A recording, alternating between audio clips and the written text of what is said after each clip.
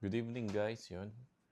Anong oras na ba? Ngayon ay 7:18 PM na. So, ito yung first meal natin, yung bago tayo mag-shift. So, tayo ay 20 hours and 48 minutes nang naka-fasting. So, ang kakainin natin ay, yan, may strawberry.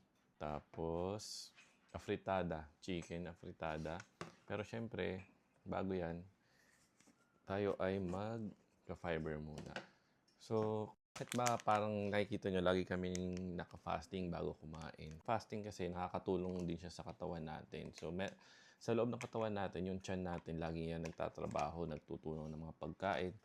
Kasi, ang typical na Pilipino kumakain ng breakfast, snack, lunch, snack, dinner, tapos may pre-midnight snack, tapos may midnight snack pa. So, yung tiyan natin, talagang napapagod siya sa buong araw. So, yung fasting, doon papasok yung fasting na yung kasi yung rest time ng katawan natin. So, naglilinis siya ng katawan natin kapag naka-fasting tayo. Tapos, nagbibigay siya ng energy kasi yung mga taba-taba natin, yun yung gagamitin yung energy. So, kaya talagang sinisikap namin na mag-fasting. Pero, dahil sa TN5, mas madali yung fasting natin. Dahil nga yung TI nakakapag-prolong ng ating fasting, nakapagbigay siya ng energy. Tapos, ito ang fiber para protektado yung ating tiyan kapag kumain na tayo. So, yan. Inumin na natin.